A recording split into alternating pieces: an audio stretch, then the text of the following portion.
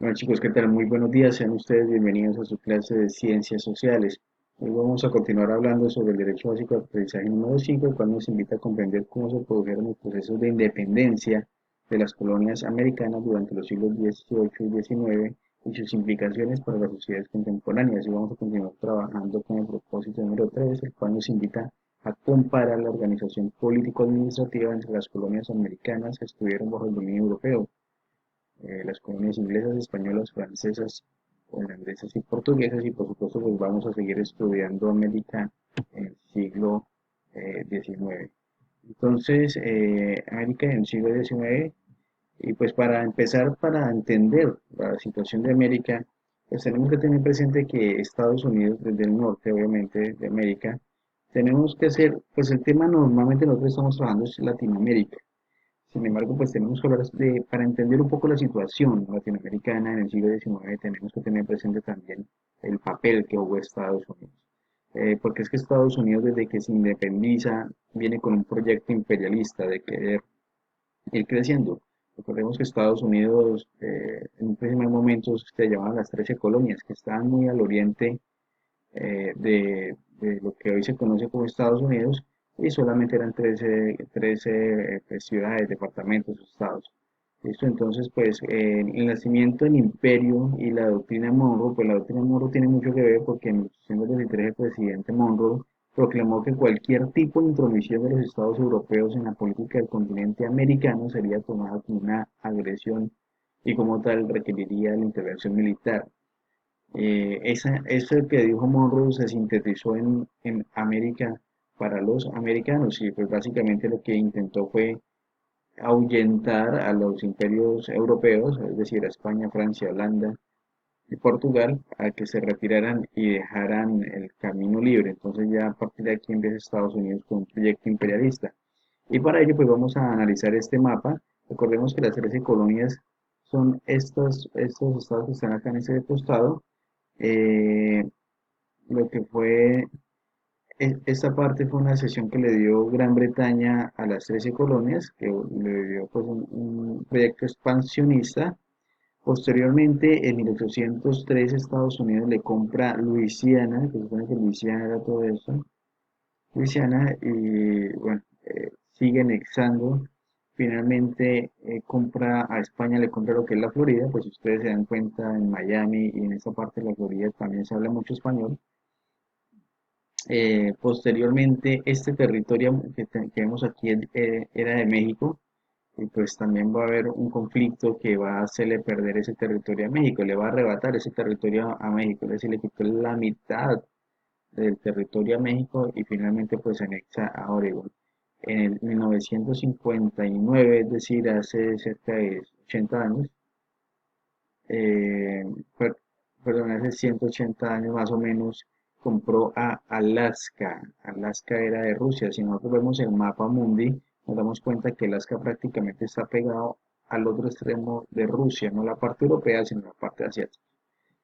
Y pues también está la conquista de Hawái, Hawái que está mucho más cerca de Japón que en los Estados Unidos. Sin embargo, pues aquí podemos mirar de qué manera la expansión territorial de Estados Unidos, como les digo, tan pronto esas 13 colonias se independizaron, iniciaron con un proceso expansionista pues que los llevó a eh, proclamarse bueno, como dueños prácticamente y ahí fueron, ¿listo?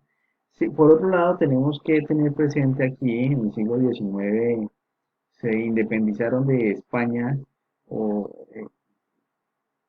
de España se independizaron cuatro virreinatos, sin embargo, esos cuatro virreinatos, que es lo que vamos a ver a continuación, no duraron nada. Por ejemplo, este virreinato, bueno, aquí vemos que esta parte de acá es estadounidense hoy en día, viene en México, el mapa viene por acá, y del virreinato de la Nueva España, que es donde pues tenía como capital ahí en México, eh, nacieron muchos países.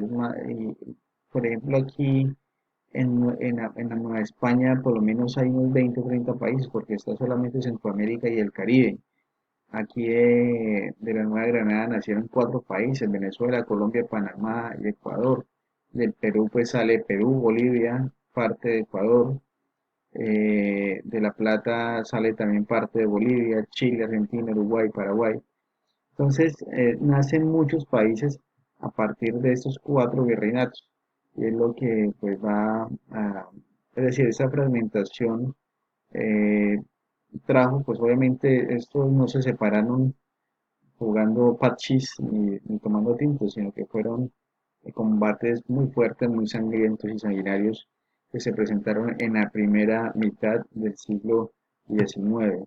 Eh, Obviamente esos proyectos se van dando bajo unas figuras de unos caudillos, como veníamos estudiando, y se da bajo unos lineamientos, unas visiones de Estado. La visión liberal, por ejemplo, que lo que buscaba, digamos, en la forma de gobierno, mantener toda la disputa la idea de la república representativa y federal. Mientras tanto, aquí ellos tienen una república centralista, ya esta discusión la hemos dado.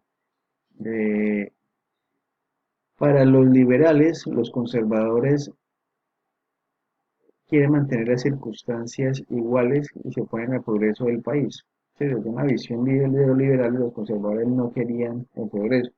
Desde una visión conservadora, los liberales han conducido al desorden por intentar implementar ideas extranjeras y no adecuadas a las circunstancias nacionales, pues obviamente renunciando al pasado, ¿no?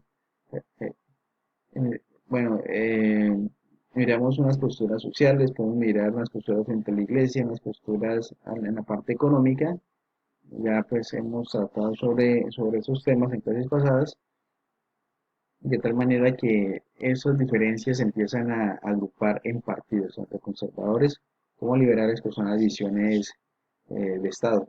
También vemos aquí, por ejemplo, cómo se dinamizó la economía durante el siglo XIX. Hablamos de que eh, unos productos minerales que se especializaron en México, Bolivia, Perú, Chile, extraían cobre, plata, guano y también, pues obviamente, esto tiene unas características económicas.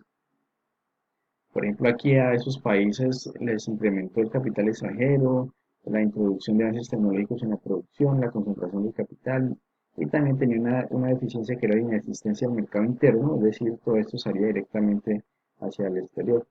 También aquí podemos mirar cómo Colombia, Brasil, Ecuador, México, Venezuela, Centroamérica y el Caribe producían más que todo alimentos agrícolas tropicales como el cacao, café, tabaco, caña y azúcar. Obviamente una limitada expansión económica, salarios muy bajos, un sistema de trabajo forzado, poca inversión en infraestructura. Mientras tanto, Uruguay y Argentina les va mejor, ellos se especializan en las lanas, en los cueros, las carnes, todo lo que es el ganado, y pues empieza a haber una mayor industrialización. Sin embargo, hay un uso extensivo de la tierra, y hay unos problemas, sobre todo con los territorios indígenas a raíz de esta expansión. Y pues ya para finalizar, pues eso es como una abrebocas de lo que pasó en el primer momento del siglo XIX en América Latina o en América mejor. Y obviamente tienen que entrar a Estados Unidos para poder entender lo que sucede.